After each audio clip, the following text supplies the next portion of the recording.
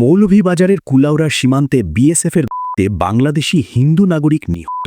ঘটনার দিন তারিখ ও সময় সম্পর্কে নির্দিষ্ট তথ্য পাওয়া যায়নি। প্রাপ্ত তথ্য অনুযায়ী মৌলভীবাজার জেলার কুলাউড়া সীমান্ত এলাকায় ভারতীয় সীমান্তরক্ষী বাহিনী বিএসএফের প্রদীপ বৈদ্য নামে এক বাংলাদেশি হিন্দু নাগরিক নিহত হন। দুজন যুবক ভারত বাংলাদেশ সীমান্তের পাশে বাংলাদেশের ভেতর ভিডিও করছিল। তখন একজন ভারতীয় সীমান্তরক্ষী বাহিনীর সদস্য তাদের দেখে ফেলে ও ভিডিও করতে বারণ করেন।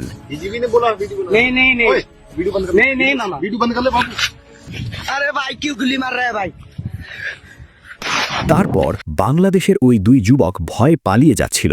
ঠিক তখনই ওই সৈন্য তাদের পেছন থেকে করে।